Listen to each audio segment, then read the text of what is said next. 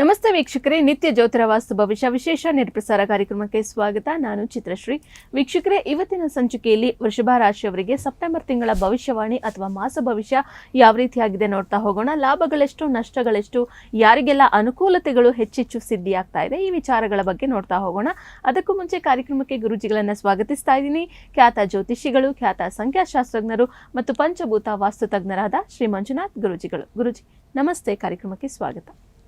ಹಿಮಾಕೃಂಡ ಮೃಣಾಲಾಭಂ ದೈತ್ಯಾನಾಂ ಪರಮಂ ಗುರುಂ ಸರ್ವಶಾಸ್ತ್ರ ಪ್ರವಕ್ತಾರಂ ಭಾರ್ಗವಂ ಪ್ರಣಮಾಮ್ಯಹಂ. ಗುರುಜಿ, ಹಿಂದಿನ ಸಂಚಿಕೆಯಲ್ಲಿ ಮೇಷರಾಶಿಗೆ ಸಂಬಂಧಪಟ್ಟಂತೆ ಸೆಪ್ಟೆಂಬರ್ ತಿಂಗಳ ಭವಿಷ್ಯವಾಣಿ ಅಥವಾ ಮಾಸ ಭವಿಷ್ಯವನ್ನ ನೋಡಿದ್ವಿ. ಹಾಗೆ ಇವತ್ತಿನ ಸಂಚಿಕೆಯಲ್ಲಿ ವೃಷಭ ರಾಶಿಯವರಿಗೆ ಮೊದಲನೇದಾಗಿ ನವಗ್ರಹಗಳ ಗೋಚರ ಯಾವ ರೀತಿಯಾಗಿ ಆಗ್ತಾ ಇದೆ, ಅದರ ಒಂದು ಫಲ ಹೇಗಿದೆ, ಜೊತೆಗೆ ಯಾವೆಲ್ಲ ಆಚರಣೆಗಳನ್ನ ಅವ್ರು ಮಾಡ್ಕೊಳ್ಬೇಕು ಗುರುಜಿ? ನೋಡಿ, ತುಂಬ ವಿಶೇಷವಾಗಿ ಗ್ರಹ ಗೋಚಾರದಲ್ಲಿ ನವಗ್ರಹಗಳ ಗೋಚಾರ, ಪ್ರಮುಖವಾಗಿ 4-5 ಗ್ರಹಗಳ ಗೋಚಾರ ವೃಷಭ ರಾಶಿಯವರಿಗೆ ವಿಶೇಷವಾದ ಪ್ರಭಾವಳಿ ಈ ಒಂದು ಸೆಪ್ಟೆಂಬರ್ ತಿಂಗಳಲ್ಲಿ ಜರುಗ್ತಾ ಇದೆ. ಸೆಪ್ಟೆಂಬರ್ 2ನೇ ತಾರೀಕು ನಿಮ್ಮ ರಾಶಾಧಿಪತಿ ಶುಕ್ರ ಗ್ರಹರೇ ಸ್ವಕ್ಷೇತ್ರವಾಗಿ ಷಷ್ಠ ಭಾವಕ್ಕೆ ಬರುವಂಥದ್ದು. ರಾಶಿಯಿಂದ ಷಷ್ಠ ಭಾವ ಆದರೂ ಕೂಡ ಸ್ವಕ್ಷೇತ್ರದ ಫಲ ಉತ್ತಮವಾಗಿ ಕೊಡುತ್ತೆ. ರಾಶಿಯಿಂದ ದ್ವಿತೀಯ ಪಂಚಮಾಧಿಪತಿಯಾದ ಬುಧ ಗ್ರಹರು ಕೂಡ ಇವರಿಗೆ 8ನೇ ತಾರೀಕು ನಂತರ ಪಂಚಮ ಭಾವಕ್ಕೆ ಬರುವಂಥದ್ದು ಸ್ವಕ್ಷೇತ್ರ. ಇದು ಕೂಡ ಒಳ್ಳೆಯ ಫಲಗಳಂತ ಹೇಳ್ತೀವಿ. 18ನೇ ತಾರೀಕು ನಂತರ ಚತುರ್ಥಾಧಿಪತಿಯಾದ ಸೂರ್ಯ ಭಗವಾನರು ಪಂಚಮ ಭಾವಕ್ಕೆ ಬರುವಂಥದ್ದು.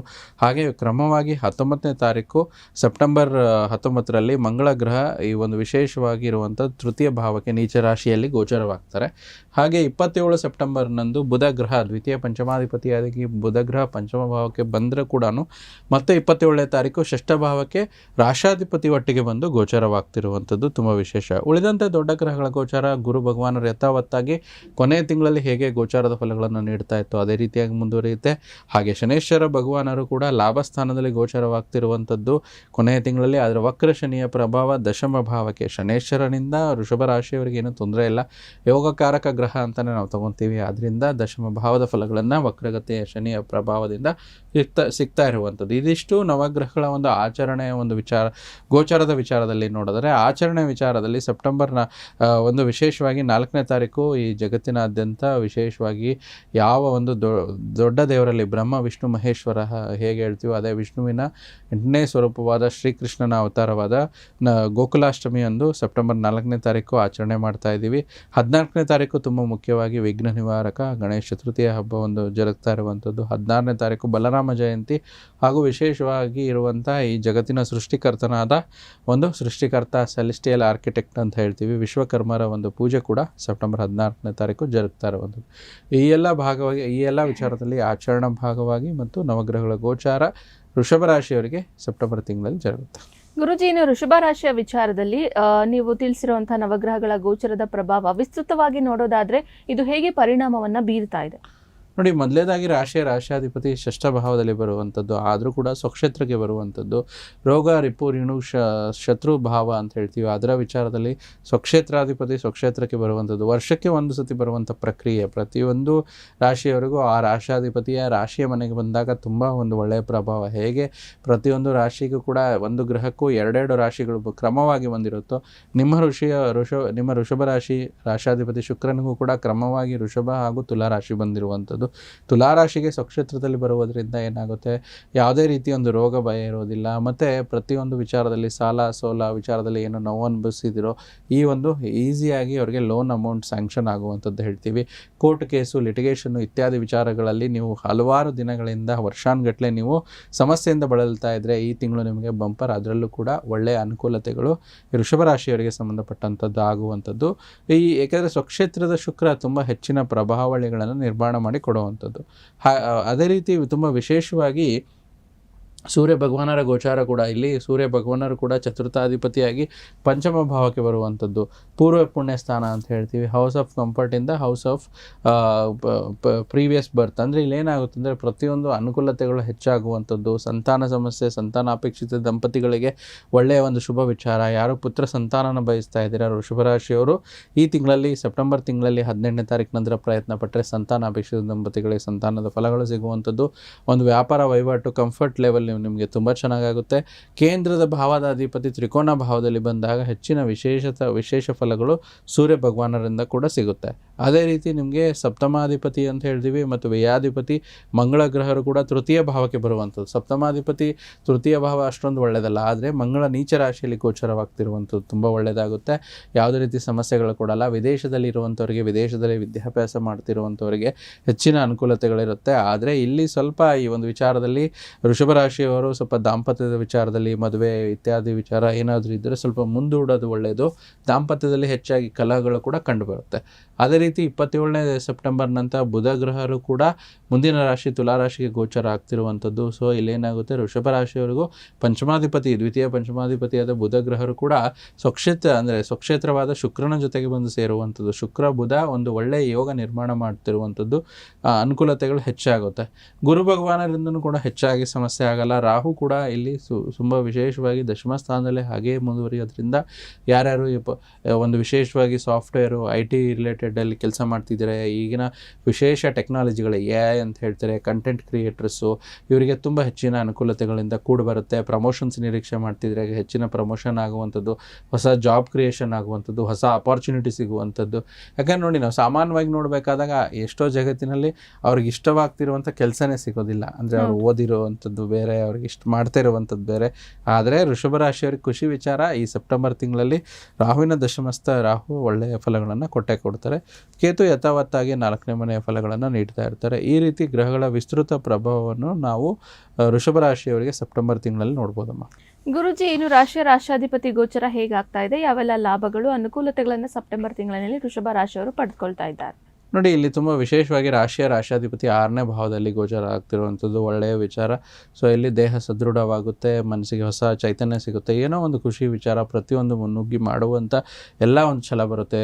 ಎಷ್ಟೇ ಶತ್ರುಗಳಿದ್ರೂ ಕೂಡ ಶತ್ರು ವಿನಾಶ ಆಗುವಂಥದ್ದು, ಮತ್ತು ಎಷ್ಟೇ ಲೋನ್ಸ್ ಇದ್ರೂ ಕೂಡ ಲೋನ್ಸ್ ಕ್ಲಿಯರ್ ಆಗುವಂಥದ್ದು. ಹೊಸದಾಗಿ ಏನಾದರೂ ಒಂದು ಖರೀದಿ ಮಾಡಬೇಕು, ಎಲ್ಲೋ ಒಂದು ಕಡೆ ಫೈನಾನ್ಷಿಯಲ್ ಅಡಚಣೆ ಇದ್ದರೆ ಅದು ಕೂಡ ಕ್ಲಿಯರ್ ಆಗುತ್ತೆ. ತುಂಬ ದಿನದಿಂದ ಒಂದು ಕೋರ್ಟ್ ಕೇಸ್ ಕಚೇರಿ ವಿಚಾರದಲ್ಲಿ ಸಿಕ್ಕಾಕೊಂಡಿದ್ದೀರಾ, ಜಡ್ಜ್ಮೆಂಟ್ ಬರ್ತಾ ಇಲ್ಲ, ನಿಧಾನ ಆಗ್ತಿದೆ ಅನ್ನೋ ವಿಚಾರದಲ್ಲಿ ವೃಷಭ ರಾಶಿಯವರಿಗೆ ತುಂಬ ಒಳ್ಳೆಯದಾಗುತ್ತೆ. ಇನ್ನು ಉಳಿದಂತೆ ಗ್ರಹ ಗೋಚಾರದ ವಿಚಾರವಾಗಿ ವೃಷಭ ರಾಶಿಯವರಿಗೆ ಸೆಪ್ಟೆಂಬರ್ ಮಾಸದಲ್ಲಿ ಹೆಚ್ಚಿನ ಫಲಗಳನ್ನು ನೋಡಬೇಕಾದಾಗೆ ಅಲ್ಲಿ ಅತ್ಯಂತ ಶುಭದಾಯಕವಾಗಿರುವಂಥ ಮಾಸ ಸೆಪ್ಟೆಂಬರ್ ತಿಂಗಳು ನಿಮ್ಮ ವೃಷಭ ರಾಶಿಯವರಿಗೆ.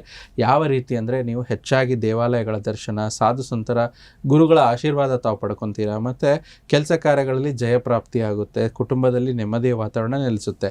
ವಿಶೇಷವಾಗಿ ವೃಷಭ ರಾಶಿ ವಿದ್ಯಾರ್ಥಿಗಳಿಗೆ ಓದಿನಲ್ಲಿ ಆಸಕ್ತಿ ಹೆಚ್ಚಾಗುವಂಥದ್ದು, ಅದರಿಂದ ಒಳ್ಳೆಯ ಅಂಕಗಳು ಕೂಡ ಒಳ್ಳೆಯ ಅನುಕೂಲಗಳು ನಿರ್ಮಾಣವಾಗಿ ಒಳ್ಳೆಯ ಅಂಕಗಳು ಕೂಡ ಬರುತ್ತೆ. ವಿದೇಶಿ ಪ್ರಯಾಣದಲ್ಲಿ ಹೆಚ್ಚಿನ ಆಸಕ್ತಿ, ತೃಪ್ತಿದಾಯಕವಾಗಿರುವಂಥದ್ದು. ಸರ್ಕಾರಿ ಕೆಲಸದಲ್ಲಿ ಜಯಪ್ರಾಪ್ತಿ, ನೂತನ ಕೆಲಸಕ್ಕೆ ಯಾರಾದರೂ ಅಪ್ಲೈ ಮಾಡಿದ್ರೆ ಖಂಡಿತ ಒಳ್ಳೆಯದಾಗುತ್ತೆ. ನಮ್ಮ ಅನ್ನದಾತರ ರೈತರಿಗೂ ಕೂಡ ವ್ಯವಸಾಯ ಕ್ಷೇತ್ರದಲ್ಲಿ ಅತ್ಯಂತ ಶುಭ. ಈ ಸಣ್ಣ ಪುಟ್ಟ ಹಣ್ಣು, ತರಕಾರಿ, ಚಿಲ್ಲರೆ ವ್ಯಾಪಾರ, ಯಾರೋ ಸಣ್ಣ ವ್ಯಾಪಾರಿಗಳಿಗೂ ಕೂಡ ಒಳ್ಳೆಯ ಧನಲಾಭ ಇರುತ್ತೆ. ಈ ಒಂದು ಮಾಸ ವಿಶೇಷವಾಗಿ ವೃಷಭ ರಾಶಿಯವರಿಗೆ ಒಳ್ಳೆಯ ಸಂತಸ ತಂದು ಕೊಡುತ್ತೆ. ಧನಪ್ರಾಪ್ತಿ, ಪಾಲುದಾರಿಕೆಯಲ್ಲಿ ಶುಭ ಫಲ ಇರುತ್ತೆ. ನೂತನ ಕೆಲಸ ಕಾರ್ಯಗಳಲ್ಲಿ ಸಿಕ್ಕರೆ ಅಪ್ಲೈ ಮಾಡ್ಕೊಳ್ಳಿ, ಜವಾಬ್ದಾರಿಗಳು ಜಾಸ್ತಿ ಸಿಗುತ್ತೆ. ಹೆಚ್ಚಾಗಿ ಶ್ರಮಪಟ್ಟು ಕೆಲಸ ಆಗೋದ್ರಿಂದ ಒಳ್ಳೆಯ ಫಲಗಳು ಕೂಡ ಸಿಗುತ್ತೆ.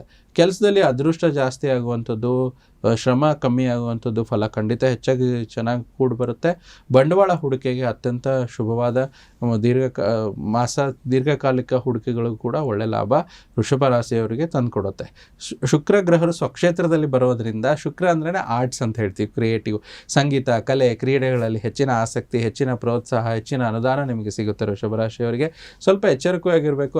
ಎಲ್ಲೆಂದರೆ ಅಲ್ಲಿ ಬಂಡವಾಳ ಹೂಡಿಕೆ ಮಾಡಿ ಸ್ವಲ್ಪ ಏನಾದರೂ ಲಾಸ್ ಮಾಡ್ಕೊಳ್ಳೋವಂಥದ್ದು ಕೂಡ ಇರುತ್ತೆ. ಮತ್ತು ಅದಕ್ಕೆ ನಾವು ಹೇಳ್ತೀವಿ, ಪ್ರತಿಯೊಬ್ಬರು ರಾಶಿ ಅಲ್ದಿರ ನಿಮ್ಮ ಜಾತಕ ದಶಾಭುಕ್ತಿನಲ್ಲಿ ನುರಿತ ಜ್ಯೋತಿಷ್ಯರಲ್ಲಿ ಜಾತಕ ವಿಶ್ಲೇಷಣೆ ಮಾಡ್ಕೊಳ್ಳೋದು ಒಳ್ಳೆಯದು, ಯಾವುದು ಇನ್ವೆಸ್ಟ್ಮೆಂಟಿಗೆ. ಮತ್ತು ಸ್ವಲ್ಪ ಬಂಧುಗಳ ಆಗಮನದಿಂದ, ರಿಲೇಟಿವ್ಸ್ ಕಡೆಯಿಂದ ಹೆಚ್ಚಿನ ಅನುಕೂಲತೆಗಳು ಜಾಸ್ತಿ ಆಗುತ್ತೆ. ಮತ್ತು ರಿಯಲ್ ಎಸ್ಟೇಟ್ ವ್ಯವಹಾರಗಳಲ್ಲಿ ಸ್ವಲ್ಪ ಕಿರಿಕಿರಿಗಳು ಉಂಟಾಗುವಂಥದ್ದು ಈ ವೃಷಭ ರಾಶಿಯವರು, ಅದನ್ನು ಸ್ವಲ್ಪ ಮುಂದೂಡೋದು ಒಳ್ಳೆಯದು. ಈ ರೀತಿ ರಾಶಾಧಿಪತಿಯ ಒಂದು ವಿಸ್ತೃತ ಫಲ ಹಾಗೂ ನವಗ್ರಹಗಳ ಗೋಚಾರ ಪ್ರಭಾವದಲ್ಲಿ ಪ್ರಾಪ್ತಿಯಾಗುವಂಥದ್ದು. ಗುರೂಜಿ, ಇನ್ನು ವೃಷಭ ರಾಶಿಯಲ್ಲಿ ಬರ್ತಕ್ಕಂಥ ನಕ್ಷತ್ರಗಳಿಗೆ ಯಾವೆಲ್ಲ ಫಲಗಳು ಸಿದ್ಧಿಯಾಗ್ತಾ ಇದೆ ಮತ್ತೆ ಪರಿಹಾರ ಭಾಗಕ್ಕಾಗಿ ವೃಷಭ ರಾಶಿಯವರು ಏನ್ ಮಾಡಬೇಕು ಸೆಪ್ಟೆಂಬರ್ ತಿಂಗಳಿನಲ್ಲಿ ಮಾತ್ರ?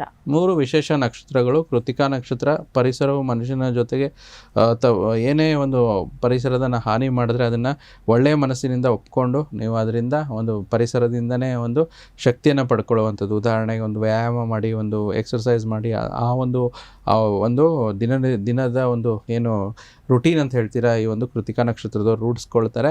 ರೋಹಿಣಿ ನಕ್ಷತ್ರದವರು ವೈಯಕ್ತಿಕ ಒಂದು ಗುರಿಯ ಪರಾಕಾಷ್ಠೆಗೆ ಸಿಗುವಂಥದ್ದು. ಮತ್ತು ಮೃಗಶಿರ ನಕ್ಷತ್ರದವರಿಗೆ ಸಾಮಾಜಿಕ ಯೋಜನೆ ಮತ್ತು ಇದರಿಂದ ಹೆಚ್ಚಿನ ಹಣದ ಹರಿವು ಮತ್ತು ಗುಂಪು ಯೋಜನೆಗಳ ಸಂಗ್ರಹಣೆ ಕೂಡ ಆಗುವಂಥದ್ದು.